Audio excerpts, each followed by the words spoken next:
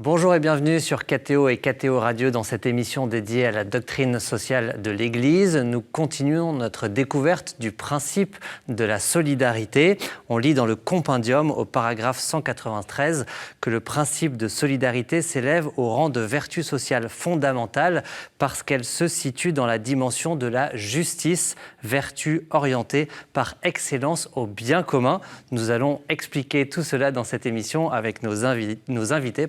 Valérie Régnier, bonjour. Bonjour. Vous êtes responsable de Saint-Egidio en France. Et Père François Audinet, bonjour. Bonjour. Enseignant aux facultés Loyola à Paris. Père François, pourquoi est-ce que la doctrine sociale de l'Église situe ce sujet de la solidarité dans la sphère de celui de la justice ? Alors tout simplement parce que la solidarité correspond d'abord à un état de fait, notre interdépendance, notre appel à la responsabilité les uns à l'égard des autres. Et donc on peut dire la justice, c'est le minimum qui est dû dans cette situation. C'est-à-dire que assumer notre responsabilité demande de le faire avec justice, sinon c'est simplement ne pas assumer cette responsabilité. Et donc la doctrine sociale de l'Église se situe toujours à ce niveau de la justice partagée. Mais en même temps, elle ne se limite pas à cela et toujours elle a souci de ce qui va animer la justice. C'est pour ça qu'il y a toujours une articulation entre justice et charité, par exemple, où à la fois la charité, c'est ce qui va animer de l'intérieur la justice, ce qui va lui donner une âme, on pourrait dire ça, presque lui donner un cœur, mais aussi, j'aime beaucoup citer une phrase de Jean Rodin, le fondateur du Secours catholique, c'est ce qui est charité aujourd'hui sera justice demain. C'est-à-dire que ce que nous inventons aujourd'hui par charité, grâce à des prises de conscience progressives de notre solidarité, de notre responsabilité, deviendra demain quelque chose qui sera de l'ordre de la justice partagée. Et la solidarité, c'est donc ça, c'est à la fois constater, exercer la justice, mais aussi être capable d'inventer, de créer des formes nouvelles pour l'incarner. Ça, c'est la charité qui nous en donne le feu.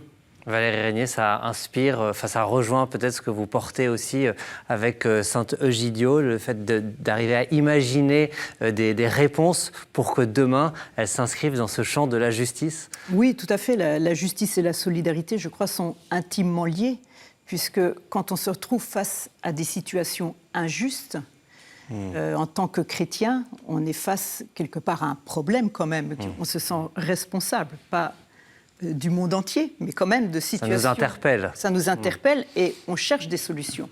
On cherche des solutions à travers la prière, mais aussi à travers des actions concrètes. Et donc, le fait d'être face à une injustice nous amène à être, je dirais, solidaires. C'est-à-dire la charité. Je pense, par exemple, au repas de Noël que nous avons célébré il y a quelques semaines, où, je dirais, c'est un peu la double peine. Les personnes sans abri, les personnes âgées seules, les familles réfugiées se retrouvent seules à Noël. La Noël, c'est la fête de la famille. Il y a une injustice. Comment répondre à cette injustice, sinon en passant le Noël avec eux, avec elles? Et c'est ce qu'on fait à Saint-Egidio le 25 décembre midi. Dans les églises, là où on prie, on transforme l'église en un banquet, un vrai repas, comme si on accueillait chez nous. Et donc, c'est un peu ce que disait Olivier Clément, le sacrement de l'autel qui se transforme en sacrement du frère.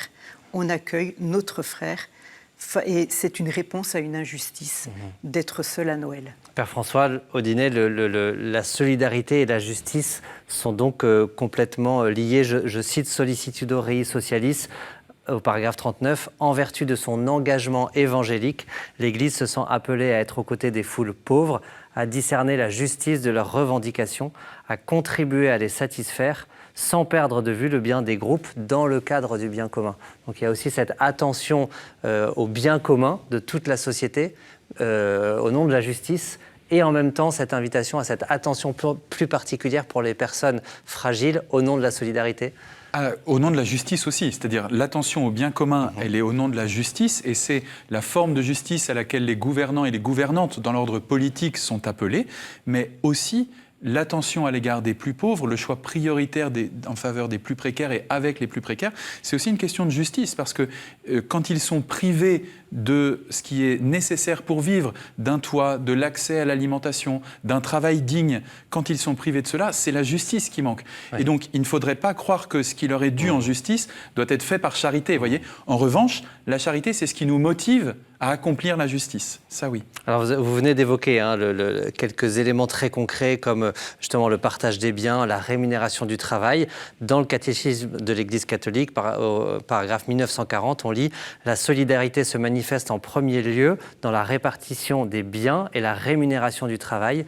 Elle supporte aussi l'effort en faveur d'un ordre social plus juste dans lequel les tensions pourront être mieux résorbées. » La répartition des biens, la rémunération du travail, ce sont deux piliers de la justice. Ce sont deux piliers de la justice. Quand on dit répartition des biens, on ne veut pas seulement dire partage.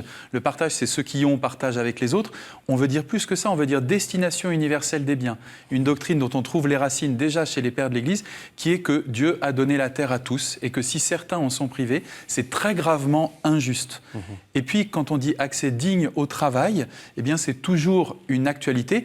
Accès digne au travail ou accès à un travail digne, c'est-à-dire il y a des travaux qui écrasent les gens, il y a des travaux dans lesquels des gens meurent, il y a des travaux sans sécurité où les gens sont exploités, mais le fait de pouvoir contribuer au bien social tous et toutes, ça fait partie de la solidarité. C'est-à-dire la solidarité, c'est pas seulement que tout le monde bénéficie des fruits de la terre, c'est que tout le monde puisse contribuer aussi à la construction d'un monde commun. Ça évoque des actions très concrètes que vous portez, Valérie Régnier, avec Saint-Égidio. Oui, comme disait le Père François, c'est-à-dire il y a les gouvernements, il y a un État, il y a une société qui doit rendre justice à une certaine situation. Et ensuite, je dirais, il y a les corps intermédiaires, comme les chrétiens, les associations, les paroisses, Saint-Égidio, qui va lier, qui va créer du lien entre la personne qui manque de quelque chose, peut-être aussi d'affection, d'amitié. Et là, on revient à l'amitié sociale de Pape François. Donc, on a besoin, nous, on sera un peu les professionnels de l'amitié sociale entre le pauvre et le gouvernement pour créer des liens, pour recoudre le tissu social. Et ça me fait penser à Dilexité de Pape Léon il n'y a pas si longtemps, où justement, il cite Saint Jean Chrysostome et comme le prédicateur le plus ardent de la justice sociale. Et je voudrais citer là, ce que disait en effet Saint Jean Chrysostome dans ses homélies. Il disait « Veux-tu honorer le corps du Christ ? Ne le méprise pas lorsqu'il est nu, et pendant qu'ici tu l'honores par des étoffes de soie, ne le méprise pas à l'extérieur en les laissant souffrir le froid et la nudité. » Donc il me semble qu'en effet, on a besoin aussi de ces pères de l'Église qui nous apprennent le sens de la justice et de la paix, et surtout à créer du lien, je dirais, entre nos amis les plus pauvres et la société. Il y a à propos de la justice, il y a parfois une invitation peut-être à dépasser la justice elle-même.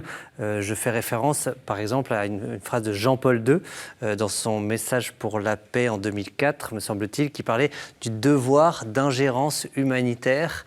Parfois, la justice pose un cadre, mais l'exigence de solidarité invite à dépasser, à aller plus loin. Qu'est-ce que ça évoque pour vous, Valérie Régnier, ce devoir d'ingérence humanitaire ? Oui, ça nous parle beaucoup. On le fait, je crois, tous les jours, que ce soit à l'échelle du quartier ou à l'échelle internationale. Je pense, par exemple, aux crises migratoires, où on est malheureusement, des fois, on se sent impuissant face à ce qui se passe en Méditerranée. Pape François a parlé de la mondialisation de l'indifférence, Pape Léon a parlé de la mondialisation de l'impuissance.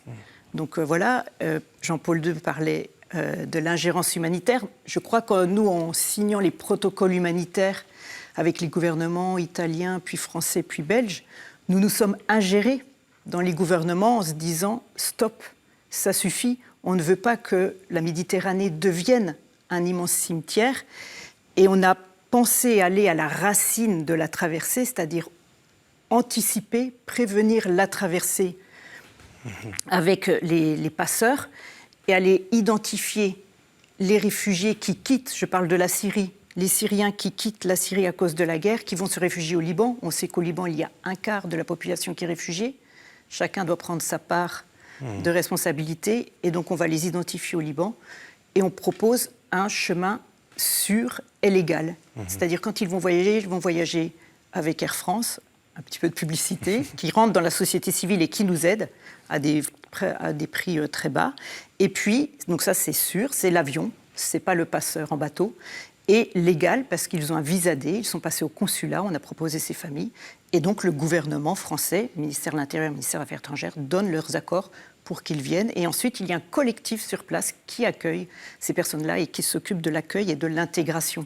Donc je crois qu'en effet, ça c'est un exemple, j'en aurais beaucoup d'autres pour le Mozambique, pour la paix au Mozambique, où on ose s'ingérer, on ose parler au gouvernement, aux chefs d'État, pour dire il y a un problème, la guerre est la mère de toutes les pauvretés. Ça, c'est Andrea Riccardi, le fondateur de Sant'Egidio, qui le dit. Et c'est comme ça qu'on a commencé au Mozambique, en 92, à aller parler à la rébellion, au gouvernement en place, et mettre autour de la table des personnes qui ne sont pas d'accord.